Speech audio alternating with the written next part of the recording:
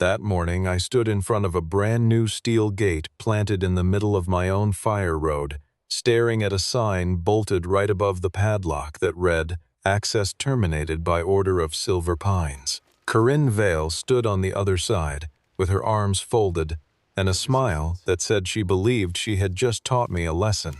She told me the association did not need an ugly dirt track belonging to a man who was not part of their community.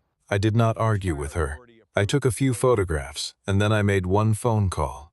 3 days later, the fire marshal came. By that afternoon, Corinne was the one begging him not to shut everything down.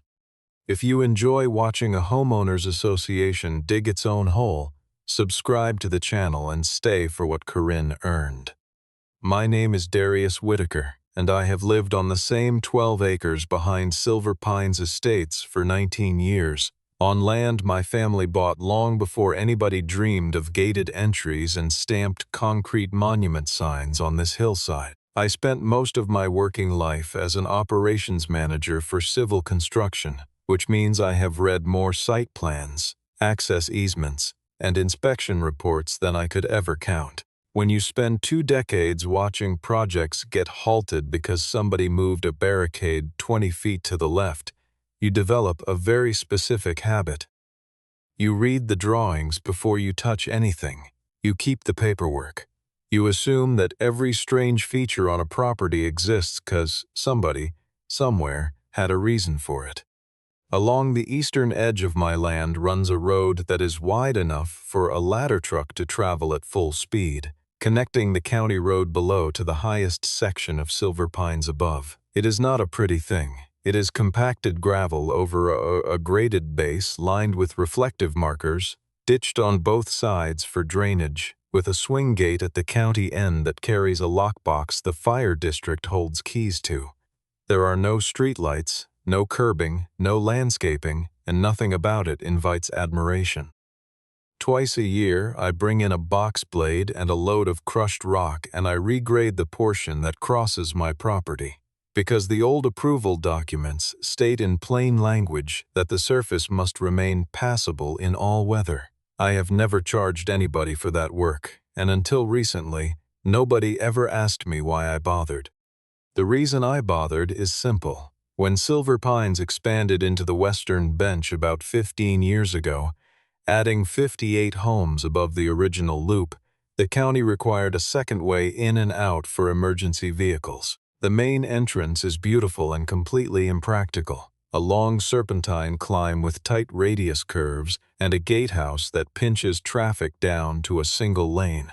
If that entrance gets blocked by a downed tree, a wreck, or a burning vehicle, the only other way for a fire engine to reach the upper homes is the road across my eastern boundary. I did not invent that arrangement, and I did not profit from it. I simply agreed to it because the alternative was watching a hillside full of families depend on a single road in a county that burns almost every August.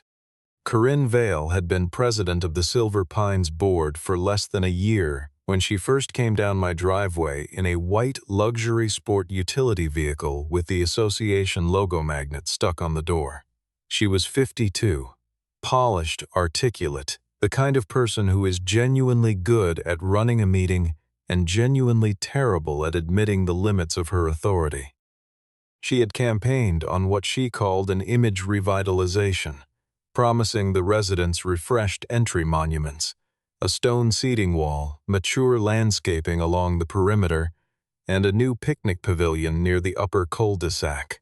I later learned she had already commissioned renderings, and in every one of those renderings, the corner where my fire road connected to Silver Pines had been replaced by a curved planting bed and a row of ornamental pear trees.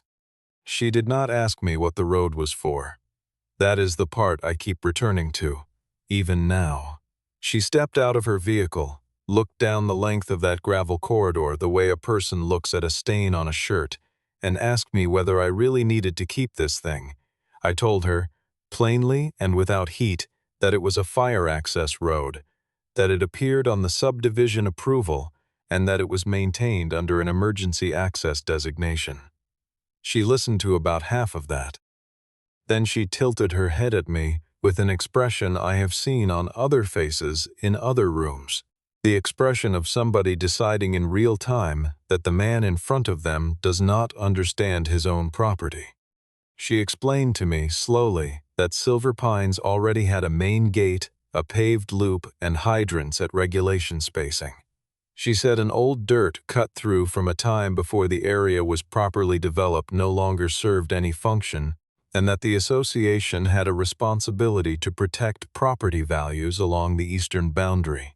She used the phrase "old property" twice when referring to my land, and both times she said it the way somebody says an outdated appliance. I did not correct her, because correcting a person like that early only teaches them to be more careful later. Instead, I gave her the only piece of advice that mattered. I told her that if she wanted to change an emergency route, she needed to ask the fire marshal first, before anything, before a single stake went in the ground. Corinne laughed. It was not a cruel laugh, and honestly that made it worse, because it was the comfortable laugh of somebody who assumes she is being generous by not arguing. She told me she appreciated my concern, said the board had legal counsel for exactly these questions, and got back in her vehicle. As she pulled away, I stood there with my hand on the top rail of the gate, feeling the heat come off the gravel, and I understood that a decision had just been made about me without my participation. In her mind, I had been sorted. I was the difficult man on the old parcel who did not grasp how a real community operated, and everything I said from that day forward would be filtered through that assumption.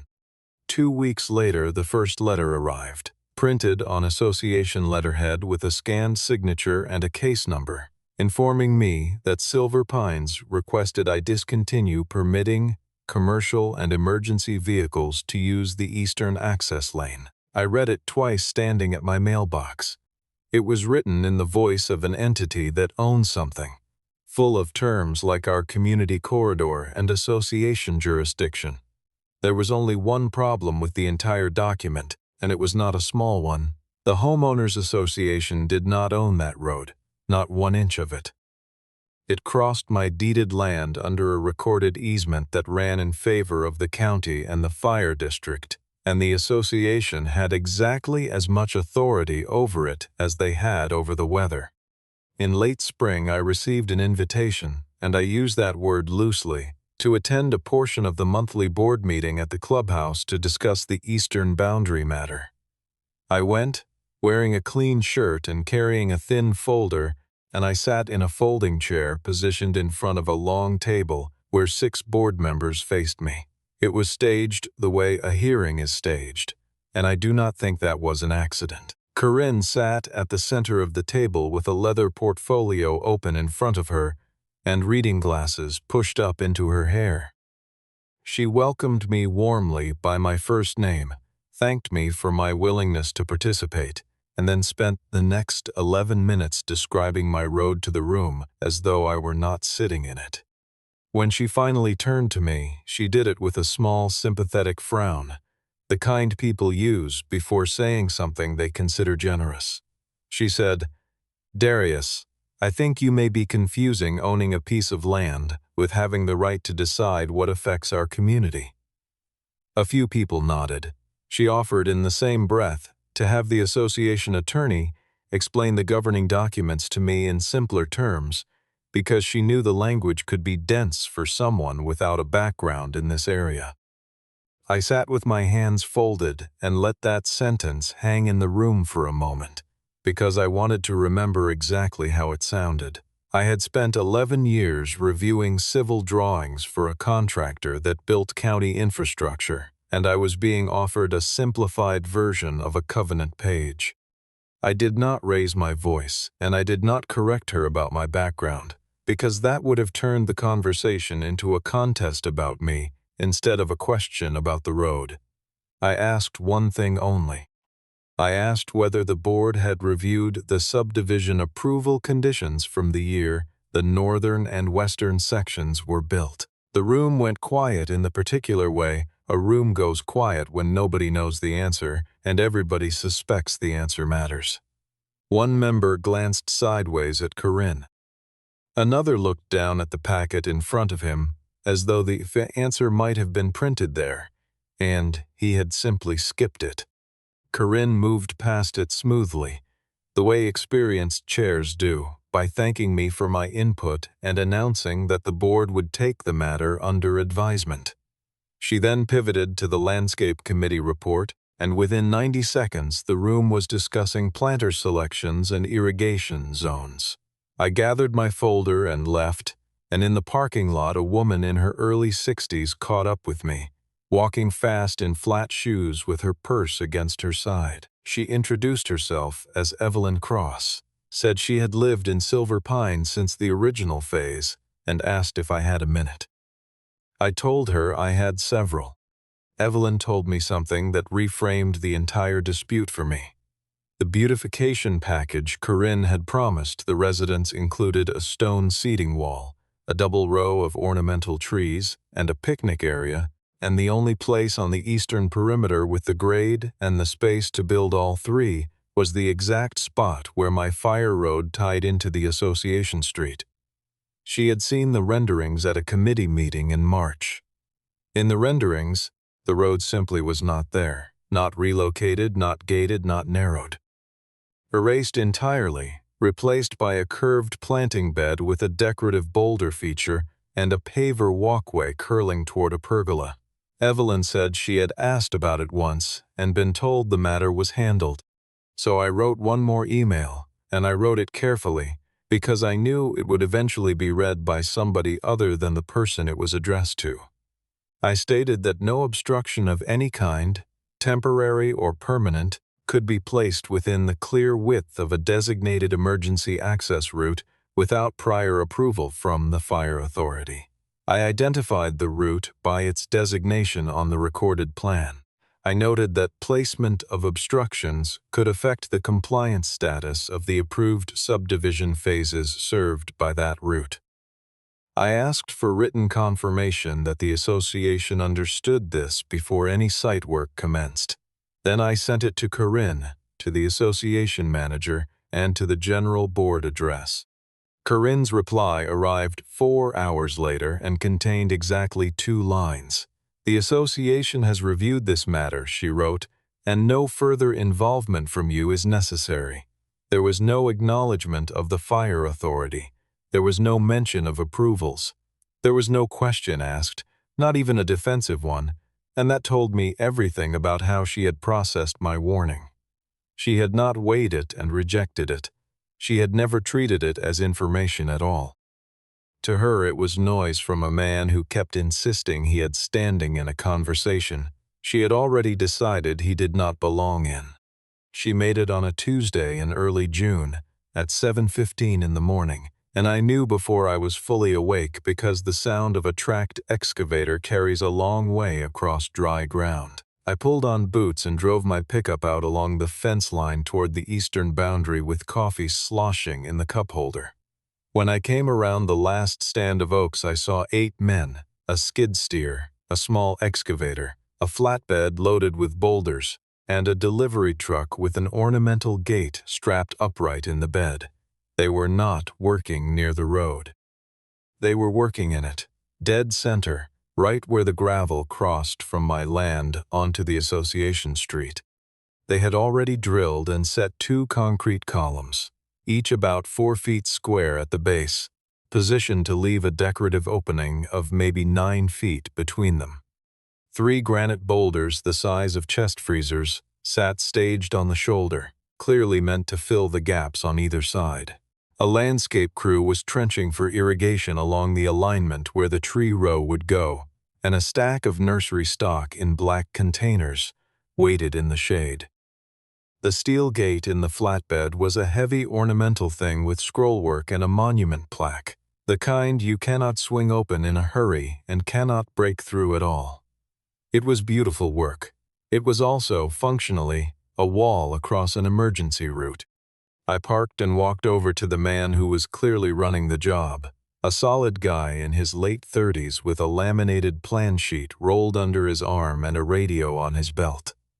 He introduced himself as Troy Bannerman and shook my hand and I could see immediately that he was uncomfortable in a way that had nothing to do with me. I asked him to stop work. He said he could not, that he was under contract, and when I asked to see the authorization, he handed it over without hesitation, which told me he had already been wondering about it himself. The work order was signed by Corinne Vale as board president, and under the scope description it read, "Install decorative entry closure and landscape screening at Eastern Service Lane." Service lane. Not fire lane, not emergency access, not the designation printed on the recorded plan. I asked Troy whether anyone had provided him with a fire authority approval, a permit number, or a traffic control plan for closing an access route, and he said he had been told the association owned the corridor and that all approvals were handled internally. I asked him if he had ever installed a permanent obstruction across a lane with reflective markers and a fire district lockbox on the county end. He looked down the road at the swing gate with its Knox box mounted on the post, and I watched him do the arithmetic. He did not stop work, because that was not his call to make, but he told his crew to hold on the boulders. Corinne arrived maybe 20 minutes later. She parked on the association side, stepped out in clean shoes, and stood surveying the columns with the satisfaction of a woman watching a promise become real.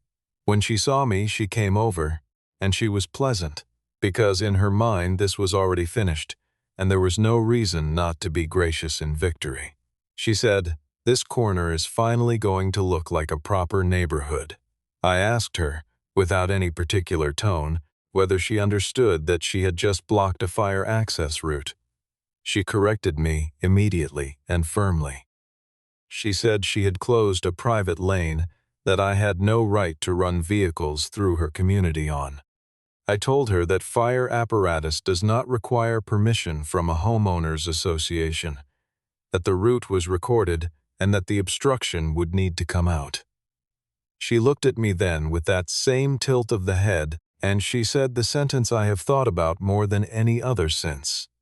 She said, "You are not the fire marshal, Darius." I remember the sound of the excavator idling behind her, and the smell of cut earth, and the way the morning heat was already coming up off the gravel.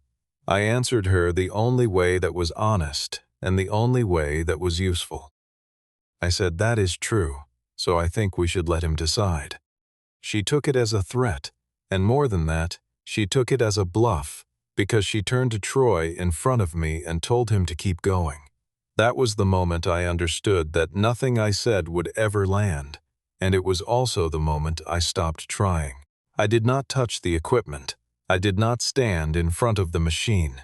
I did not call the sheriff to create a scene that would end with two men giving conflicting stories in a driveway and nothing changing. Every one of those choices would have converted a documented safety violation into a neighbor dispute, and neighbor disputes get mediated. Safety violations get enforced. What I did instead took me about 40 minutes and cost nothing. I photographed the concrete columns from 4 angles with a tape measure laid across the opening to establish the clear width, which came out to 9 feet 2 inches against a required 20. I photographed the staged boulders, the trenching, the gate in the flatbed, and the association street beyond. I recorded the coordinates at the center line of the obstruction. I photographed Troy's work order, front and back, with his knowledge and permission. Then I drove home, pulled the county recording of the subdivision approval out of the file cabinet in my office, and spread it across the kitchen table. It was all there, in the flat, unglamorous language that engineering documents use for the things that keep people alive. On sheet 4, the eastern corridor was labeled Emergency Vehicle Access, and beneath the label in bold capitals, the note read that it shall remain unobstructed. A second note specified a minimum 20-foot clear width, an all-weather surface, and gate hardware compatible with fire district key access. But the detail that mattered most was not on the drawing at all. It was in the conditions of approval attached to the resolution, and I had to read it twice before I let myself believe I remembered it correctly, after all these years. The secondary emergency access along the eastern boundary was listed as a condition precedent for the final expansion phase. In plain terms, the county had not merely allowed the road. The county had required it as the price of letting Silver Pines build the upper 58 homes. Remove the route without an approved equivalent, and you do not just create a violation on one corner of a subdivision. You call into question whether the section it was required to serve still satisfies the conditions under which it was permitted to exist. Corinne had not blocked a driveway. She had pulled a supporting condition out from under a third of her own neighborhood. So I called the county fire prevention office instead. A woman answered, took my name and the parcel information, and asked me to describe the situation. I told her a designated secondary emergency access route serving a residential subdivision had been obstructed and that work was ongoing at that moment. She asked what the road was being blocked with. I told her, concrete columns, granite boulders, an ornamental steel gate, and a landscape planting bed. There were several seconds of silence on the line, and it was not the silence of a person losing interest. Then she asked me for the address, and she asked me to spell the name of the association twice. Then nothing happened, and nothing kept happening, for 2 full days. I will not pretend that was comfortable. By Thursday morning, the boulders were set, the gate was hung, the trees were in, and a crew was laying decomposed granite for a walkway that curved right across the old alignment. From my fence line, it genuinely looked finished, and it genuinely looked good, which is its own kind of insult when you know what is buried underneath it. Corinne must have driven past it a dozen times, and I imagine each pass confirmed what she already believed, which was that I had made a phone call to an office that did not care and would never come. She sent me an email Thursday afternoon. The access lane matter has now been resolved, she wrote, and she added that any attempt on my part to remove or damage association improvements would be treated as destruction of common property and referred to council. She also mentioned, almost as an aside, that the board would be recommending a boundary landscaping standard at the next meeting. I read it standing in my kitchen, and I felt the doubt arrive right on schedule, the way it always does. Maybe the file was stale.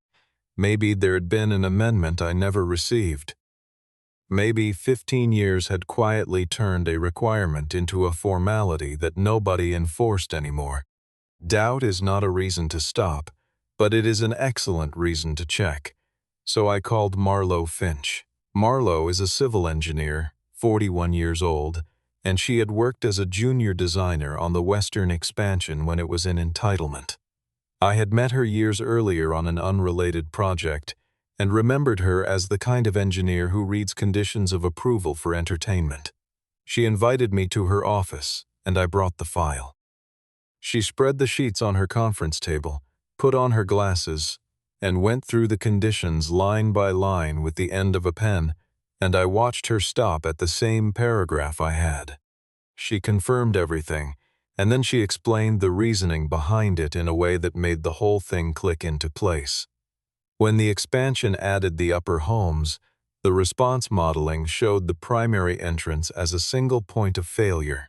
Because it is long, it is winding, it has substandard turning radii at 2 curves, and it necessitates through a gatehouse pinch point.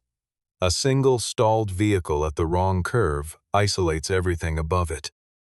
The county would not accept that risk, and rather than force a redesign of the main road, which would have been expensive and would have consumed lots the developer intended to sell, they accepted a second point of entry. My gravel corridor was not a leftover. It was the cheapest possible answer to a fatal design flaw. Then Marlo said the sentence that made me realize how large this had already become.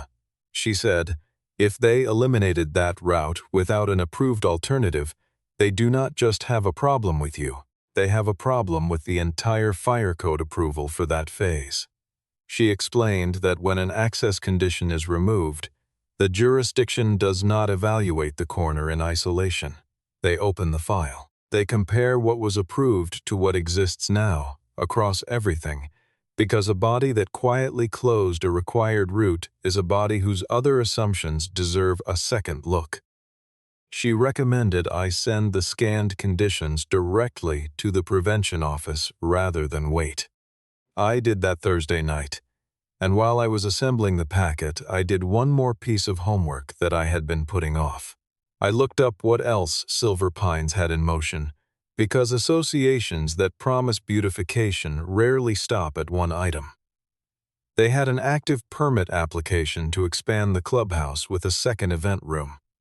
They had a nearly finished outdoor pavilion at the upper cul-de-sac with a catering prep area attached. They had a pool deck renovation scheduled for the fall. And they had a preliminary submittal for a small additional cluster of homes on the last undeveloped parcel at the top of the hill. At 8:40 the next morning, a white county sport utility vehicle pulled off the county road and stopped at the swing gate on the lower end of my fire road. I was on my porch with coffee, and I watched it sit there for a full minute while the driver looked at the reflective markers and the lockbox on the post. The lettering on the door read Fire Prevention Division. It did not have a light bar running. There was no siren, no second vehicle, no announcement of any kind. It simply came up the gravel at 15 miles an hour with dust rising behind it, and stopped 40 feet short of two concrete columns, a hung steel gate, and a row of freshly planted ornamental pears. The man who got out was in his late 50s, gray at the temples, wearing a county polo and boots that had seen actual fire ground. He introduced himself as Grant Hollis, deputy fire marshal for the district, and he shook my hand and then did not say anything else for about 4 minutes. He walked the alignment. He carried a clipboard, a camera, and a tablet with a mapping application open. He measured the opening between the columns. He looked at the boulders, at the walkway, at the drainage, at the sight line. He took photographs of everything, including the plaque on the gate, and he wrote continuously without any change of expression. Corinne arrived within 15 minutes, and the transformation was something to watch. With me, she had always been patient in that instructional way, the tone you use with somebody who cannot follow. With Hollis, she was bright, warm, immediately collaborative. She introduced herself as board president, thanked him for coming out personally, and explained that the association had undertaken a modest beautification of an obsolete access path along the rear boundary, part of a broader effort to improve the character of the community. She said the word obsolete twice. She gestured at the trees. She mentioned that the association was very safety conscious and had recently upgraded the clubhouse alarm panel. Hollis let her finish completely. He did not interrupt, he did not correct anything, and he made a note or two while she talked, which I think she read as agreement. When she was done, he asked one question. He asked, who approved the closure of this emergency access? Corinne answered smoothly that the board had reviewed and approved the improvement at a properly noticed meeting, that it had been in the landscape committee plan since March, and that the association had consulted council regarding its authority over boundary improvements. Hollis listened to all of that, then repeated himself with 3 words changed. He asked which fire authority approved it. Corinne did not answer. I have replayed that pause many times, because it was the first moment in 8 months that she had nothing prepared.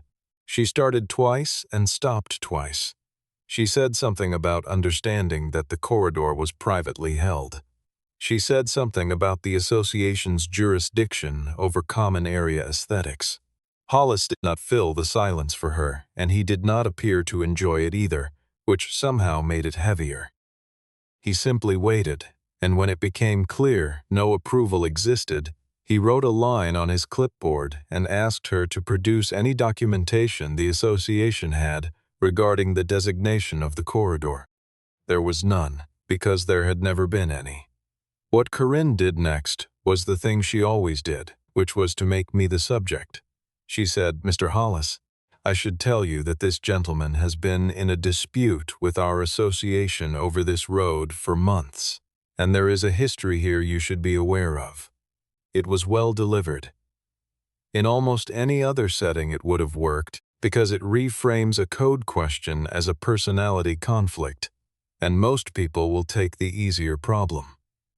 Hollis turned and looked at her for a moment before he answered. He said, "I do not inspect neighbor disputes. I inspect fire apparatus access."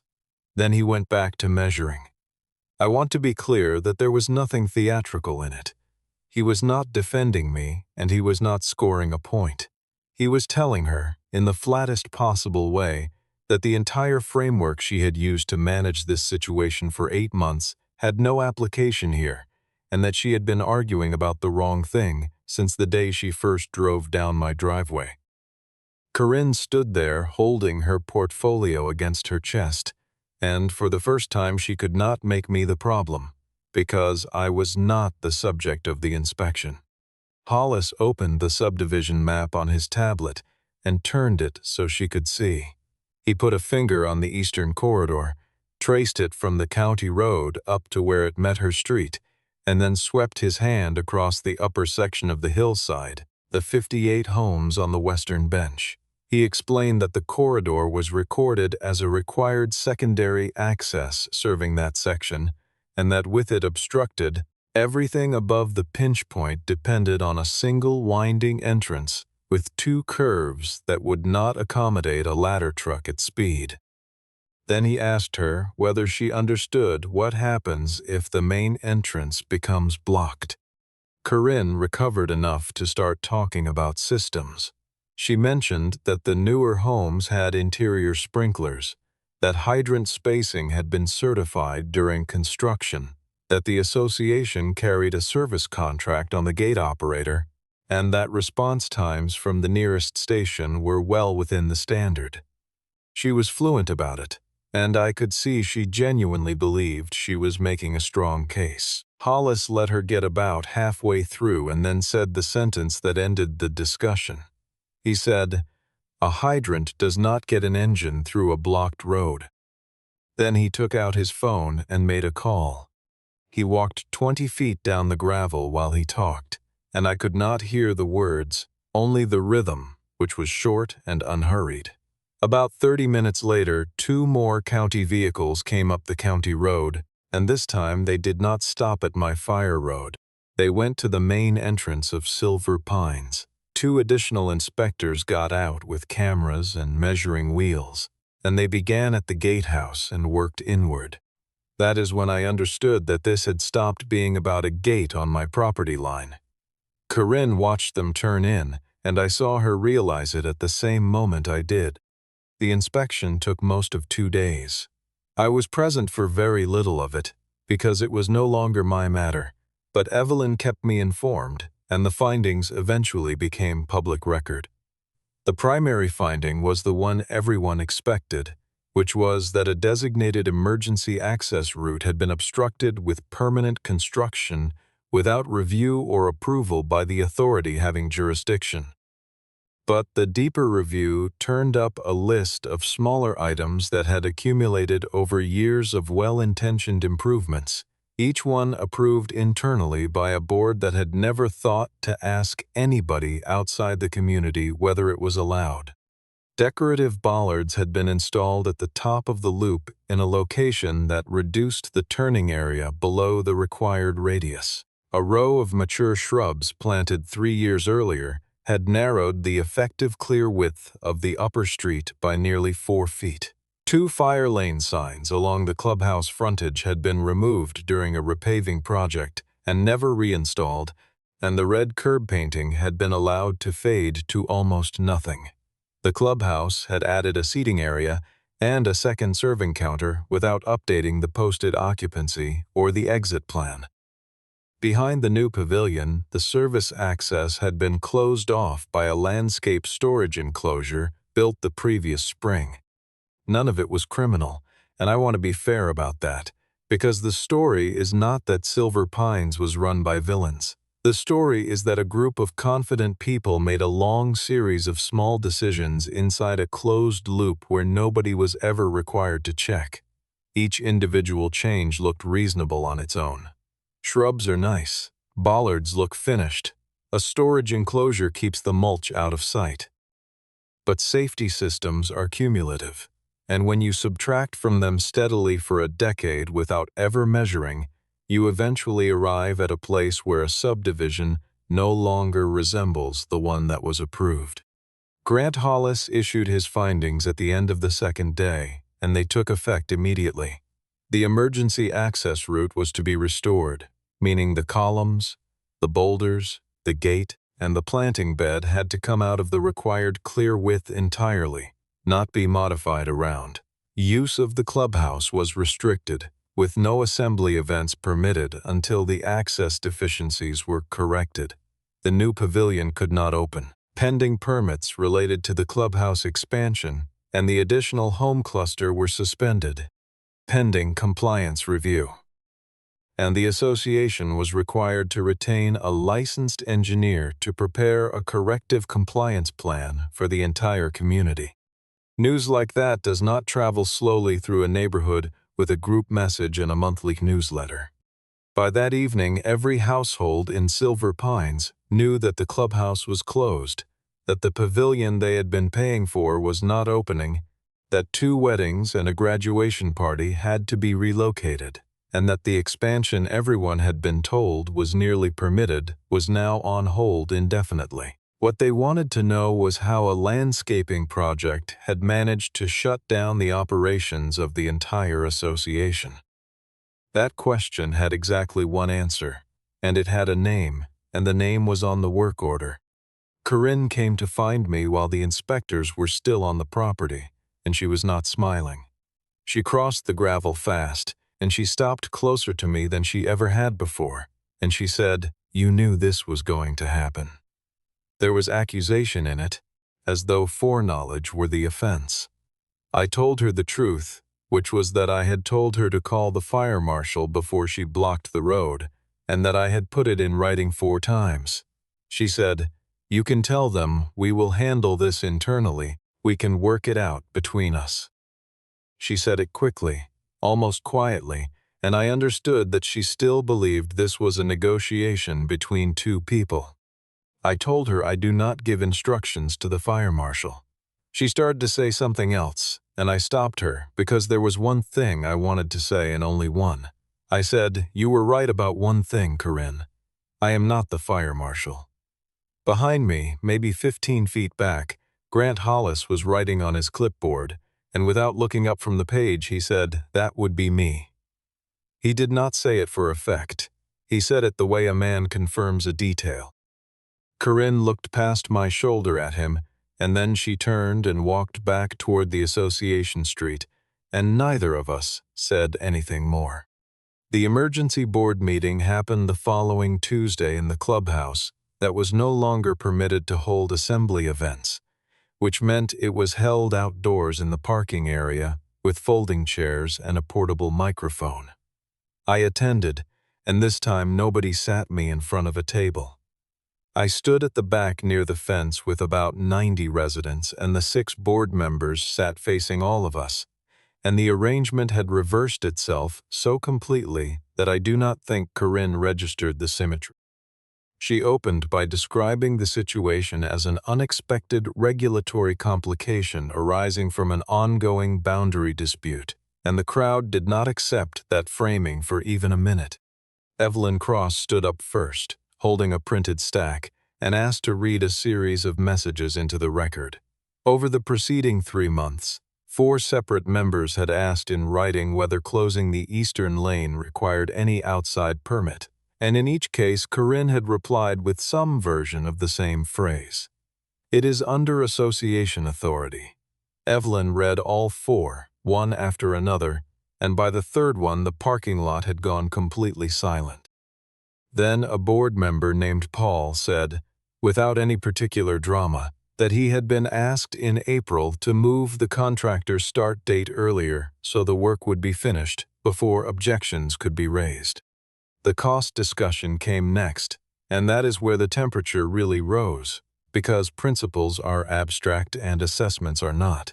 Demolition of the columns and gate, disposal of the boulders, relocation of the planting, regrading and resurfacing the corridor, engineering fees for the compliance plan, correction of the bollards and shrubs and signage community-wide, updating the clubhouse occupancy documentation, re-inspection fees, legal fees, forfeited deposits from the canceled events, and the lost rental income from a clubhouse that could not be booked for an entire season. Somebody in the third row asked how much of that had been budgeted.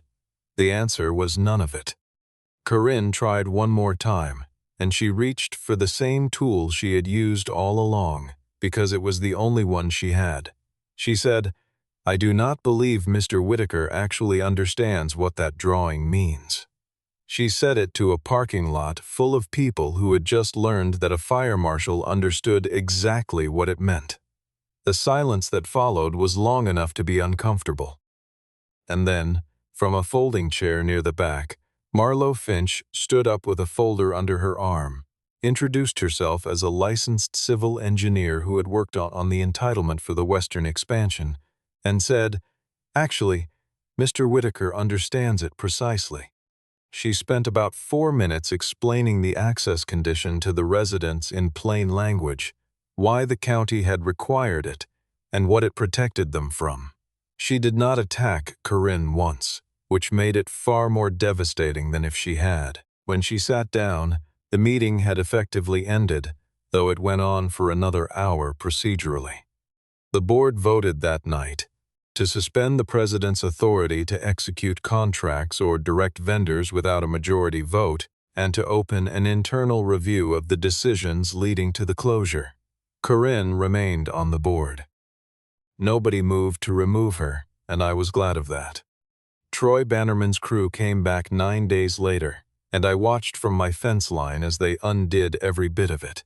They cut the ornamental gate free and set it on the flatbed. They broke out both concrete columns with a hydraulic breaker and hauled the rubble away in 3 loads. They lifted the granite boulders with a telehandler and relocated them to a berm near the entrance, where they now sit doing nothing at all. The ornamental pears were dug and moved to the common area behind the pool, and I understand about half of them survived it. The decomposed granite walkway was scraped off and the base was recompacted. Then they built the thing properly, which took less time than the demolition. The corridor was regraded to full width with a crown for drainage, the ditches were cleaned, and 4 inches of new crushed rock was laid and rolled. New reflective markers went in at regulation spacing.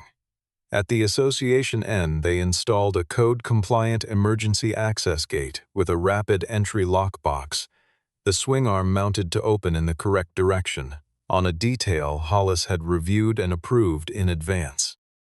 Troy walked over on the last day, shook my hand, and told me he had added a line to his own contract template about verifying access designations before mobilizing. Corinne did not come out that day, or any day during that work, and I would not have wanted her to.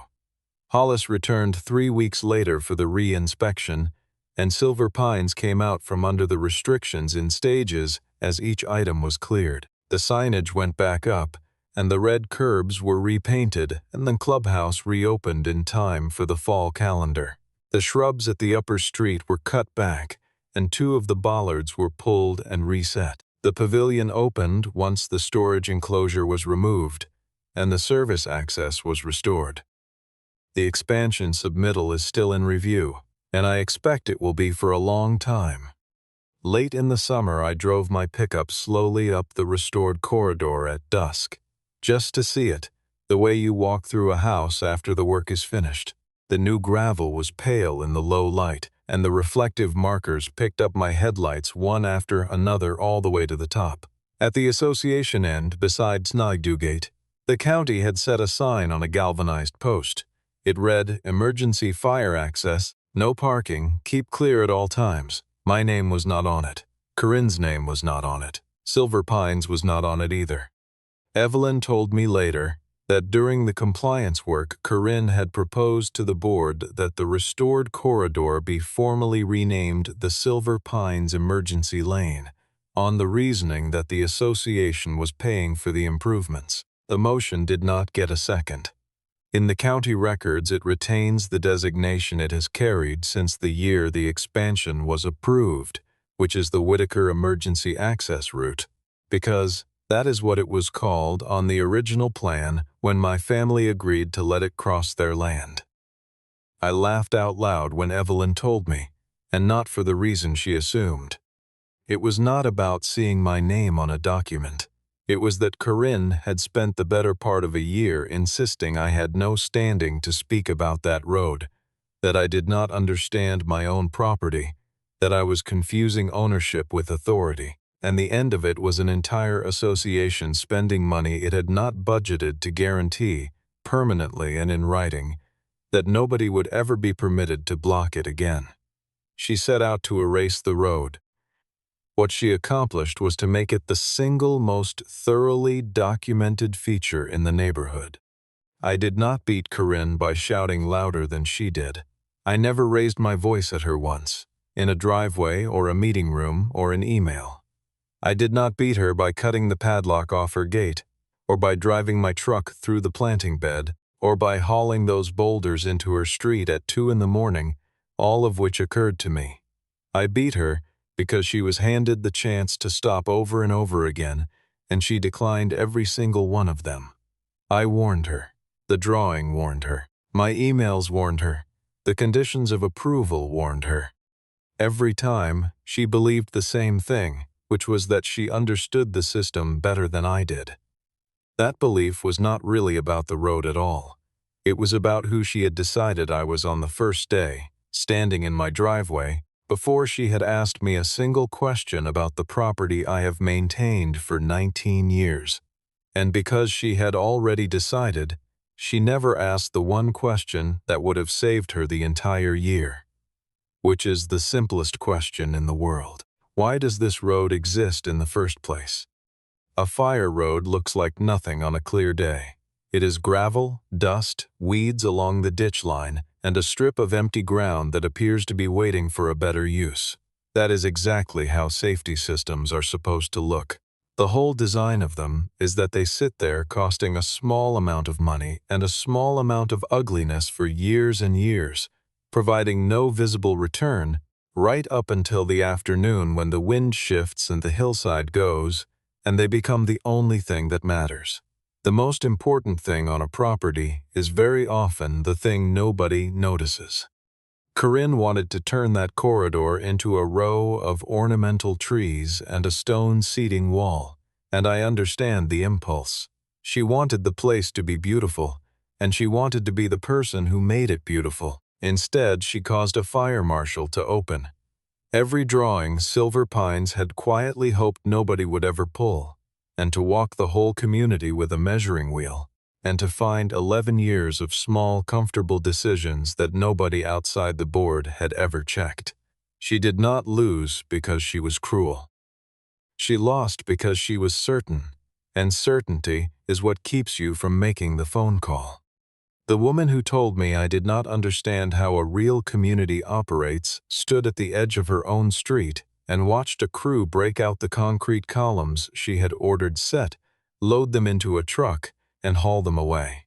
I never asked her for an apology, and I never will, because an apology from a person like that is a performance for an audience, and I have no use for it. Every time a maintenance truck runs that corridor, every time those headlights catch that sign in the dark, the answer is already sitting right there where anyone can read it. Some roads do not exist to make a neighborhood look good. They exist to make sure everybody still has a way out when everything else has failed.